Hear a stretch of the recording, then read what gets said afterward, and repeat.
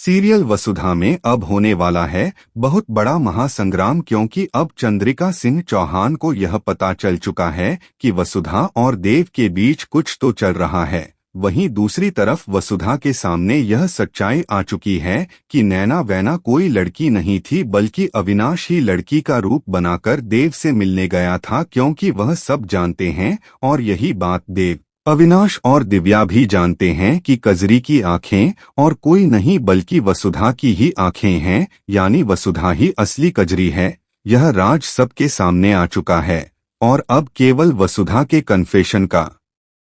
इंतजार किया जा रहा है। लेकिन दूसरी ओर चंद्रिका ने वसुधा को साफ शब्दों में अल्टीमेटम दे दिया है कि वह देव से दूर रहे, क्योंकि देव न सिर्फ एक बड़े बिजनेसमैन हैं बल्कि एक बहुत बड़ी कंपनी के सीईओ भी हैं और उनकी जिंदगी में बहुत से महत्वपूर्ण काम हैं। उनका स्टेटस और रुतबा अलग है,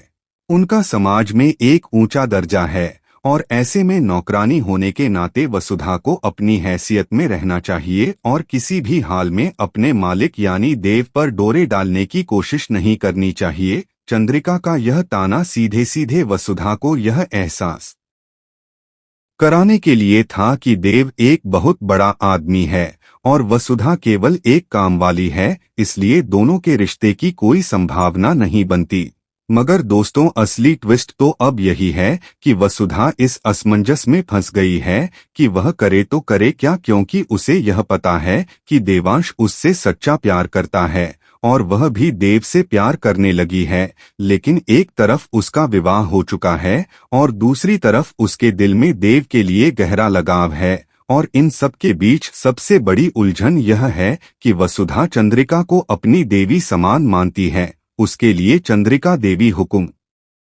है और उनका निरादर करना उसके उसूलों के खिलाफ है। यही वजह है कि वसुधा के सामने अब सबसे बड़ा सवाल यह है कि वह अपने प्यार को चुने या अपनी देवी हुक्म के आदेश को माने, क्योंकि अगर वह अपने प्यार को अपनाती है तो उसे चंद्रिका का अपमान करना पड़ेगा, और अगर वह चंद्रिका का कहना मानती है तो उसे अपने प्यार को त्यागना पड़ेगा। कहानी का सबसे मजेदार मोड़ यही है कि क्या वसुधा अपने दिल की आवाज सुनेगी या फिर अपने उसूलों का पालन करेगी। इस बात का अंदाजा लगाना फिलहाल मुश्किल है, लेकिन इतना जरूर है कि वसुधा अभी के लिए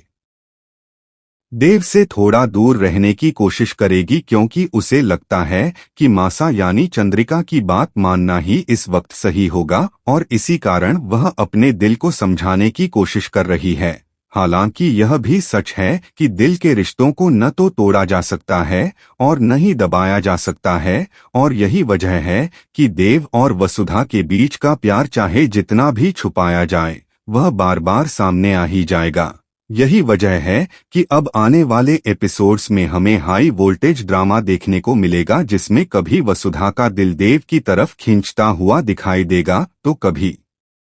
वह खुद को चंद्रिका के आदेश का पालन करने के लिए मजबूर करेगी। अब यह देखना दिलचस्प होगा कि वसुधा अपने प्यार को अपनाती है या फिर अपनी देवी समान चंद्रिका के आदेश को मानकर अपने दिल की आवाज को दबा देती है। लेकिन दोस्तों, असली सवाल तो अब आपके सामने है कि आप क्या सोचते हैं। क्या वसुधा को देव के लिए चंद्रिका को धोखा देना चाहिए या फिर चंद्रिका की बात मानकर देव को हमेशा के लिए त्याग देना चाहिए? इस पर आपकी राय जानना हमारे लिए बेहद जरूरी है, इसलिए कमेंट बॉक्स में जाकर जरूर बताइए कि आप किस पक्ष में हैं। अगर